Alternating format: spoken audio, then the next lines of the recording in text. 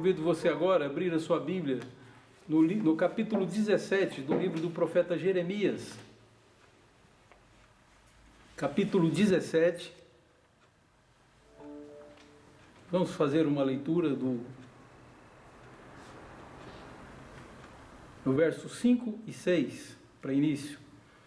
Então, Jeremias 17, 5 e 6. Você já achou na sua Bíblia, acompanhe a leitura. Assim diz a palavra de Deus. Assim diz o Senhor: maldito o homem que confia no homem, faz da carne mortal o seu braço e aparta o seu coração do Senhor. Porque será como o arbusto solitário no deserto, e não verá quando vier o bem, antes morará nos lugares secos do deserto, na terra salgada e inabitável. Vamos orar a Deus. Pai, pedimos a iluminação do Teu Santo Espírito sobre nós. Pedimos que o Senhor nos ajude em cada pensamento e principalmente que o nosso coração esteja tranquilo, sabendo que o Senhor está no comando de todas as coisas. Obrigado por todas as bênçãos, obrigado pelo nosso culto, obrigado por cada pessoa que está agora vendo, que a Tua bênção os alcance. É nossa oração em nome de Jesus. Amém. Meu amado, é uma coisa interessante o que nós estamos vendo acontecer. Então você recebe instruções seguras, com afirmações categóricas a respeito de como se prevenir contra o coronavírus, mas alguns fatos mostram que os nossos guias estão bastante desorientados. A impressão que eles nos passam é que eles não sabem de nada do que eles estão falando. Há poucos dias se dizia que a máscara não tinha o menor efeito para a segurança da população, que é só parte do pânico. Então, de repente, como no Japão e vários lugares passou a se usar, no Brasil passou a ser usado e algumas cidades estão prometendo que na próxima semana será obrigatório, será presa a pessoa que estiver na rua sem máscara. Afinal de contas, ela previne ou não previne? Eles sabiam do que falavam ou não sabiam? Quando estourou o coronavírus lá em Wuhan, foi em janeiro. Na realidade, foi no último dia do ano de 2019. E aí vieram com orientações e tudo mais, etc. Mas ninguém proibiu o carnaval, que aglomerou milhões de pessoas pelo Brasil.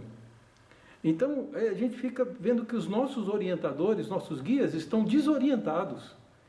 Falam com segurança para te transmitir segurança, mas não sabe. Há poucos dias ouvi alguém falando que depois de usar máscara, você guarda dentro de um envelope de papel, porque no plástico não vai desfazer a umidade, e deixa ali que vai ser higienizado.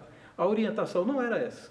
A orientação é que nós lavássemos, que usássemos por no máximo 3 horas e depois fizéssemos uma higienização.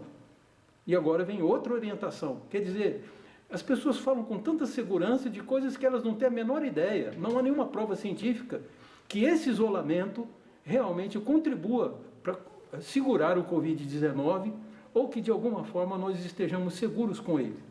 Mas é mais uma medida para que nós pensemos que estamos seguros, a coisa da máscara. É interessante falar sobre isso, porque é exatamente sobre orientação do povo que o livro de Jeremias versa. Deus dá orientação para o povo, o problema é que o povo não presta atenção. Algumas semelhanças com o nosso caso. O capítulo 16, o capítulo que antecede o trecho que nós lemos, eu gostaria de ler 2 versículos só para você ver como tem alguma semelhança. O capítulo 16, no verso 4, fala da vinda de uma doença em que os corpos não seriam enterrados. Então vejam que interessante. Capítulo 16, verso 4 diz assim: morrerão vitimados de enfermidades e não serão pranteados, nem sepultados, servirão de esterco para a terra. A espada e a fome consumirão, e o seu cadáver servirá de pasto às aves dos céus e os animais da terra. Falando aí, certamente, de corpos acumulados, qualquer coisa que a gente está vendo acontecer no Equador. Corpos largados na rua, e aí as aves dos céus podem vir e comer e se alimentar dessa carne. Então é terrível o quadro desenhado. Veja o verso 6. Nesta terra morrerão grandes e pequenos, e não serão sepultados. Não os prantearão, nem se farão por eles incisões, nem por eles se raparão as cabeças. Então, a impossibilidade de lamentarmos. Eu mesmo, no início da quarentena, tive que fazer o sepultamento de um amigo meu e membro da minha igreja, que eu tenho a maior honra de dizer que era, e era um nome conhecidíssimo do futebol mundial e aqui em Botucatu, o goleiro João Marcos. E pouquíssimas pessoas estavam presentes. E agora nem poucas pessoas podem estar presentes. Se a pessoa então tiver suspeita de que ela morreu de Covid-19, nem sepultada ela está. Então, nesse momento de caos, nós precisamos de alguém que nos guie, que nos dê descanso. E é exatamente sobre isso que Jeremias vai falar. E ele começa dizendo que é maldito o homem que confia no homem. Esse é o primeiro versículo que lemos para a mensagem, que diz o seguinte: assim diz o Senhor, é Deus que está dizendo. Maldito o homem, essa primeira palavra para homem, se refere ao homem do sexo masculino, e a outra palavra é ser humano. Então são dois tipos de homem. Então, para que a gente possa entender isso, diz: maldito é o homem que confia nas pessoas, que faz da carne mortal o seu braço e aparta o seu coração do Senhor.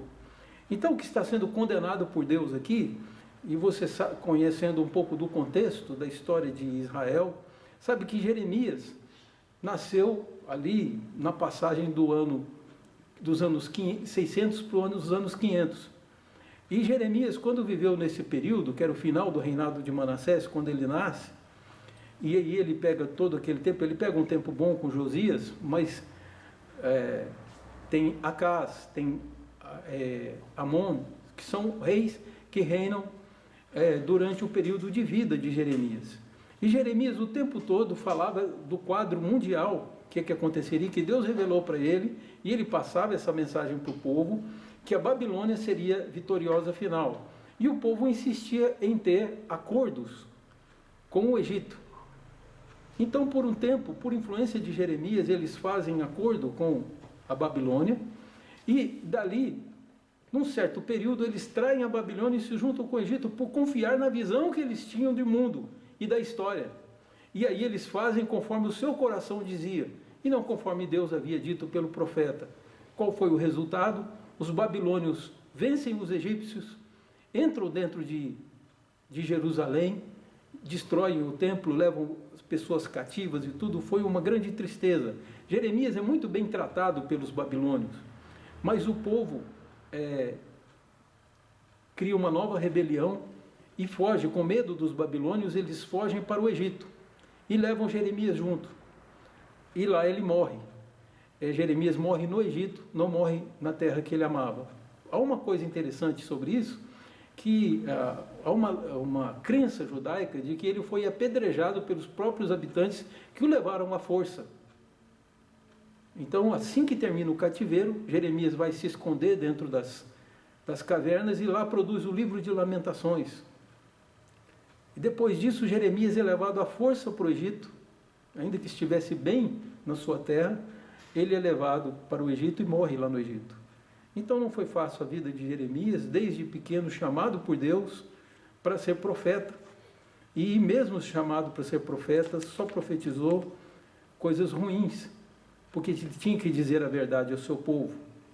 Né? Quem ama diz a verdade. E ele então tinha que exortar o seu povo, e era por isso perseguido, exatamente porque o povo não queria um profeta. O povo é um povo que estava vivendo uma vida secularista. O que é uma vida secularista? Numa vida onde Deus não importa. E não importa nem quem é o seu Deus. Pode adorar quem se você quiser. Só que Deus não tem relevância dentro da nossa sociedade. Isso é o secularismo. E aí, Jeremias vem da parte de Deus se meter na política e no tipo de negócios que faziam. Porque sem Deus, os homens conduzem a política como querem, enganando o povo, e da mesma forma, as pessoas enganando umas às outras, fazem negociatas e obtêm grande lucro. É um dos problemas de Israel aqui. Israel era altamente opressora, a tal ponto que alguns anos antes, uns 70 anos antes, 70, 100 anos antes, o profeta Abacuque disse: o Senhor não vai fazer nada, meu Deus, vai deixar esse povo corrupto, governando e conduzindo o povo e afastando o povo, o coração do povo do Senhor, é exatamente nesse contexto que nós vemos. E o que tem muito a ver com a nossa época, porque um dos privilégios que a gente tem de ter vivido os anos 70, 80 e 90, a gente percebeu uma mudança no mundo. Mudança de comportamento e mudança do coração humano. Eu posso dizer que dos anos 90, o homem se tornou altamente egoísta e secularista. Ou seja, o que importa é o secular, é o que nós temos aqui. O sagrado, o santo, isso não tem a menor relevância para a nossa época. E foi assim que nós vivemos. E nós testemunhamos dos anos 80, 90 e dos anos 2000. Também, aqui nos anos 2010 em diante, houve um progresso no mundo. Até a própria ONU, que é responsável, foi criada para evitar que houvesse uma terceira guerra mundial, a própria ONU se metendo em questões de educação de filhos e tentando influenciar as nações no sentido de plantar um novo tipo de sociedade. De onde surgiu isso?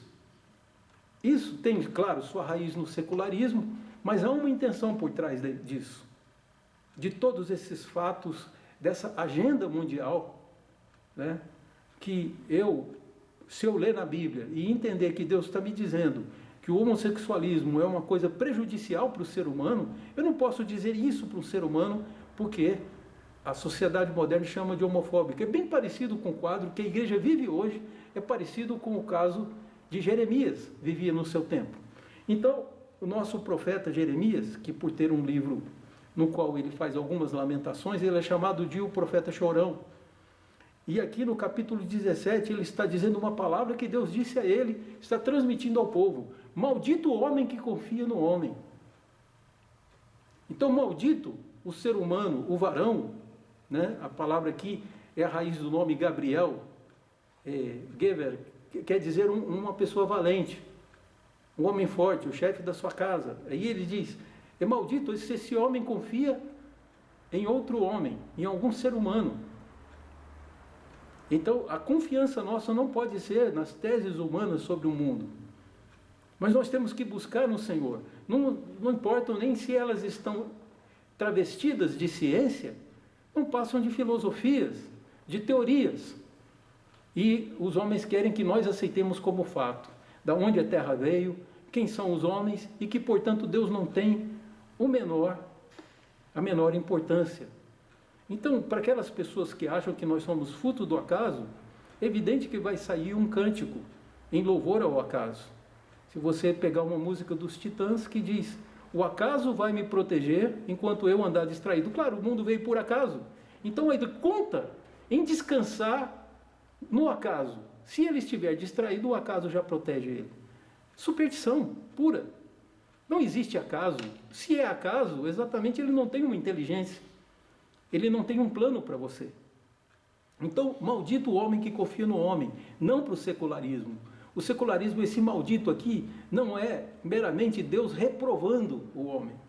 Existe uma reprovação, mas o que ele está dizendo é que o futuro desse homem é mau. Maldito nesse tempo, é nessa ideia, que o que você vai trazer para a sua vida é terrível. Tanto que ele continua dizendo, essa pessoa será como um arbusto solitário no deserto. É assim que é o secularista, um arbusto solitário no deserto. Quando chegam os momentos de crise, ele não tem para onde recorrer. Quando vier o calor, ele não tem onde se esconder, onde se refrescar. E é exatamente essa que é a palavra que ele disse aqui. Maldito o homem que confia no homem, que faz a carne mortal o seu braço e aparta o seu coração do Senhor. Porque será como arbusto solitário. Claro que sem Deus estamos sozinhos. Podemos estar todos unidos numa causa. Podemos estar todos gritando palavra de ordem, e isso não vai mudar coisa nenhuma.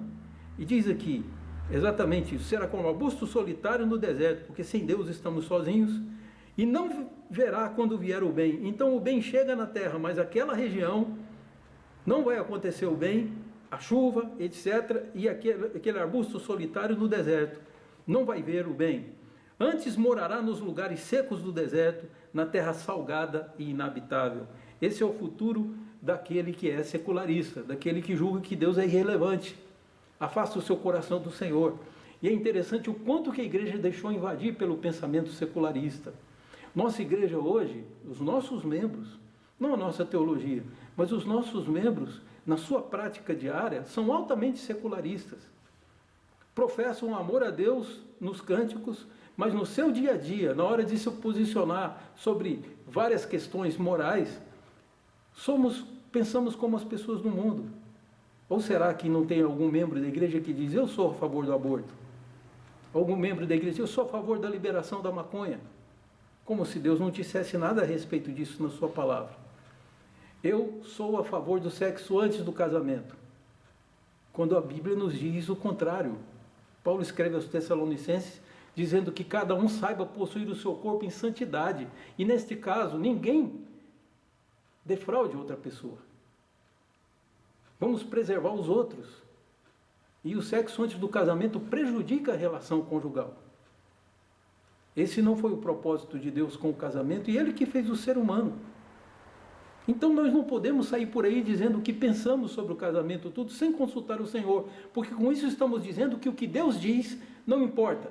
Como as pessoas falaram no tempo de Jeremias e como as pessoas dizem hoje. Mas maldito o homem que confia no homem. Você está sozinho se você pensa assim. Converta o seu coração e aproxime o seu coração do Senhor.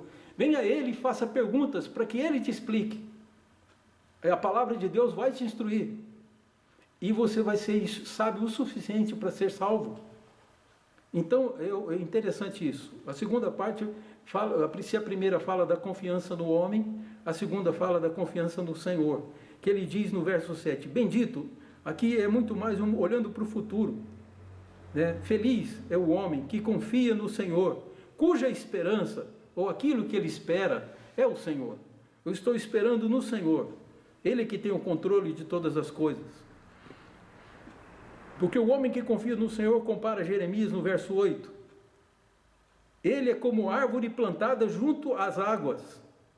E essa árvore plantada junto às águas estende suas raízes para o ribeiro, e não receia quando vier o calor, mas a sua folha fica verde o ano inteiro, e no ano da sequidão não se perturba, nem deixa de dar o seu fruto. O que confia no Senhor, bebe na fonte que é a palavra de Deus. Observe que no Salmo 1, o primeiro dos Salmos, ele nos chama dizendo que aquele que tem o seu prazer na lei do Senhor é como uma árvore plantada. É interessante que ele usa a palavra lá, shatul, no hebraico, que significa transplantar. Ela foi transplantada, ela não pode se mover, ela está na passiva. A árvore não pode sair daquele lugar deserto, mas alguém teve pena dela e tirou aquela árvore, possivelmente furando a terra e tirando suas raízes, preservando e plantou junto. Então é uma árvore que foi plantada junto ao ribeiro de águas, porque alguém teve pena daquela árvore, que morreria naquela sequidão. E aí agora as suas folhagens dá fruto no tempo certo, as suas folhagens não murcham. E ali diz, esse é o que tem o prazer na lei do Senhor. O que isso quer dizer? Que quando eu bebo da Bíblia, das referências bíblicas, eu trago vigor para a minha vida. É assim que a gente luta contra a tristeza, contra algum tipo de depressão que é causado pelos problemas à nossa volta, mas as nossas raízes estão firmadas nas águas. E é essa mesma figura que Jeremias está usando aqui. É uma árvore plantada junto a ribeiros de águas. E aí ela não receia, ela não tem medo quando vem o calor. Pode vir a epidemia que for, ela está segura ali. E aí essa que é a verdade. A sua folha fica verde e no ano da sequidão não se perturba nem deixa de dar o seu fruto. Então, lembre-se disso. Se você tiver uma tendência secularista, você achar bonito tudo isso que o mundo prega, contra a palavra de Deus, converta-se. Porque o seu futuro não será bom. Você não terá onde buscar alimento. Se você escolhe trechos preferidos da palavra de Deus, para você parecer um evangélico, e fica citando e falando para as pessoas, achando que com isso está fazendo alguma coisa. Mas da cruz de Cristo você quer distância. Do evangelho que ensina que o homem tem que se converter dos seus maus caminhos, tem que deixar os seus vícios. Esse tipo de evangelho é um evangelho que nós reputamos como um evangelho antiquado, do século passado. E nós estamos errados. Esse é o evangelho do Senhor. Então precisamos querer sim estar perto da cruz e não apartar o nosso coração do Senhor. E nem confiar no nosso próprio braço ou no braço de alguém, na inteligência de alguém que vai nos livrar. Os guias estão desorientados porque eles não sabem o que fazer. Foram pegos de surpresa. Mas o Senhor tem o controle da terra na mão. Então, só para lembrar uma figura, você, para a gente poder caminhar para o final, eu quero que você observe que, por exemplo, os discípulos estavam desesperados que havia uma tempestade no barco. E Jesus o que fazia? Dormia. Jesus sabia descansar no Senhor e esperar no Senhor. E precisamos aprender com Jesus isso. Se Deus está no controle, não importa o tamanho da onda, nem o quanto o barco está sacudido, não morreremos. A verdade que o Senhor nos ensina na palavra é que Ele nunca nos prometeu uma viagem tranquila, mas Ele nos prometeu um porto seguro. Então nós vamos chegar lá. Não importa o tamanho das ondas. Se o Senhor está conosco no barco, como diz o Cântico das Crianças, está tudo bem. Meu barco sem Cristo ao céu não irá. É como o coração sem Jesus, é como uma árvore que nasceu no deserto e que precisa de que alguém vá lá transplantá-la. Aquele que confia no Senhor, que faz suas orações e que diz: Senhor, essas coisas todas não vão me perturbar, não são as circunstâncias que vão abalar minha fé no Senhor, que vão me impedir de cultuar o Senhor. E você cria uma rotina de culto a Deus diário, porque a bênção de Deus também é diária. Então é preciso o culto diário. Você cria uma rotina de um culto diário, porque a sua fé não é meramente uma fé de igreja, não é uma fé de pastores, não é uma fé de filmes sobre Jesus. A sua fé é uma fé que se baseia na pessoa do próprio Deus, que fala pelas suas escrituras. E eu queria que você observasse, para a gente poder encerrar, que o verso 9 diz: enganoso é o coração do homem, mais do que todas as coisas. Quer dizer, o coração do homem é mentiroso. Daí porque os cristãos não aceitam o governo totalitário. O governo totalitário é aquele que a gente acredita que algumas pessoas são tão de confiança que a gente assina um cheque em branco para ele. Que quando ele dominar e não tiver congresso, ele é tudo, ele tem todo o poder totalitário, que ele vai ser um homem bom. E já diziam os sábios que o poder corrompe. E o poder absoluto corrompe absolutamente. Então nós não podemos entregar o governo do nosso país na mão de uma pessoa e entregamos todos os nossos direitos na mão dele, que foi conquistado com muito custo através da República. Então é importante que você entenda que uma das razões de sermos contra a que um homem tenha poder absoluto sobre nós é porque ele sempre vai usar para o mal. O coração do homem é enganoso. Ele engana os outros e engana nós mesmos.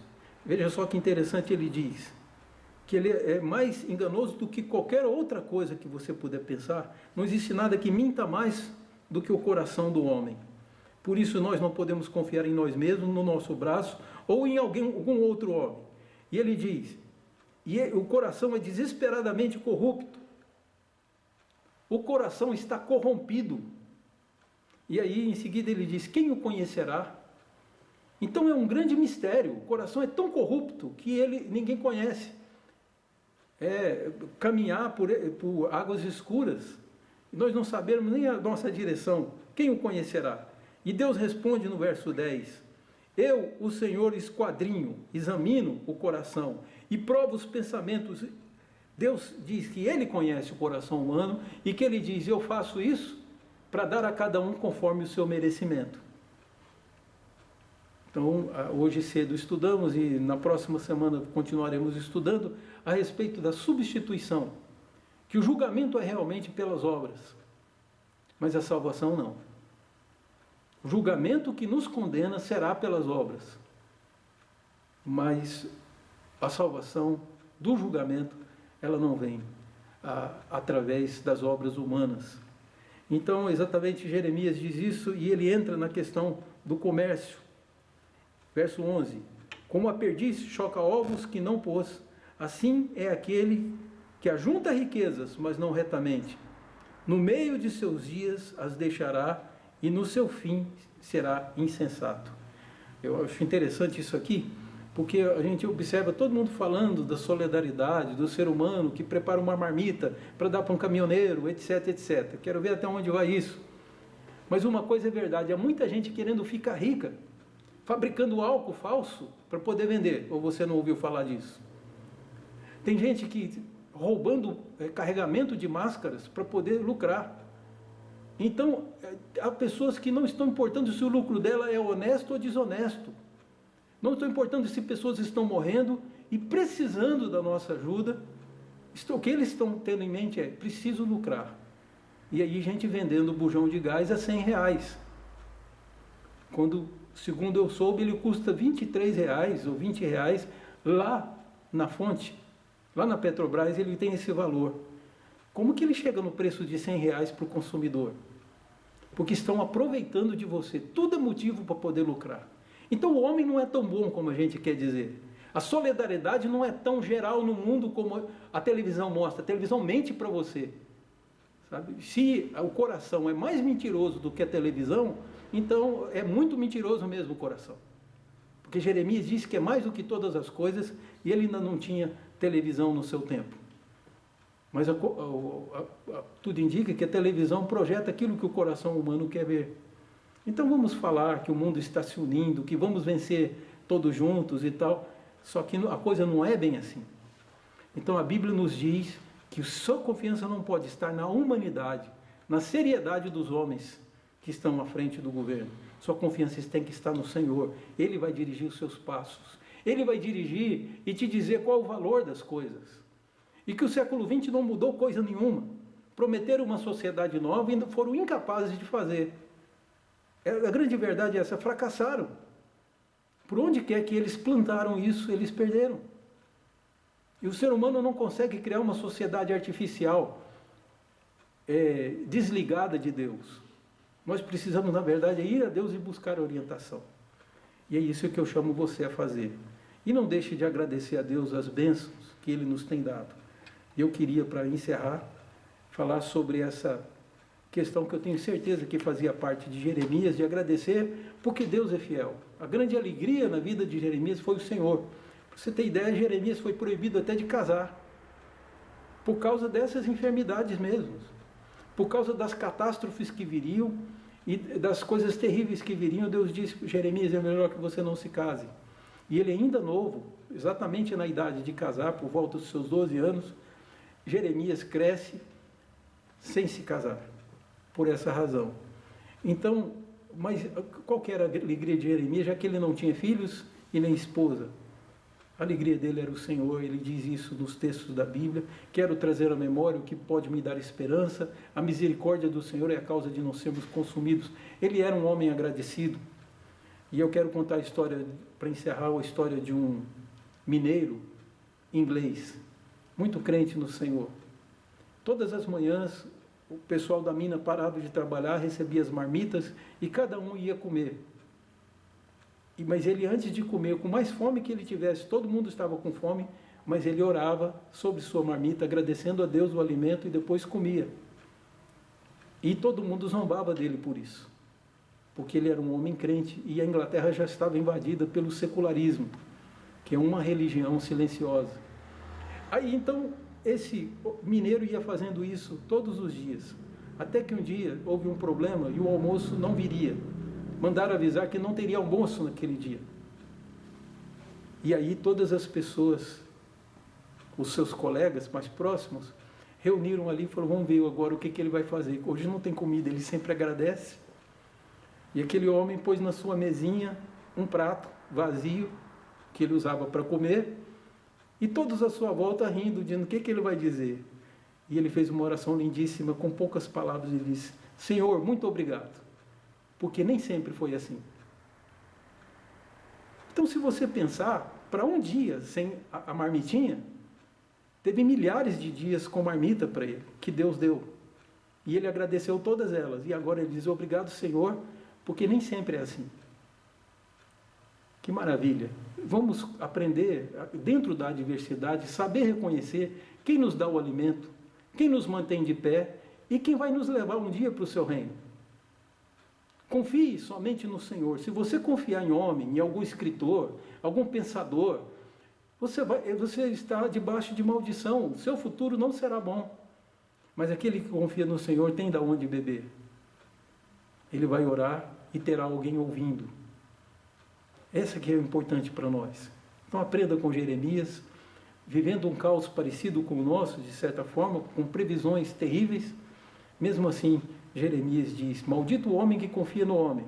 E em seguida diz, bendito o homem que confia no Senhor e cuja esperança é o Senhor. Vamos orar a Deus?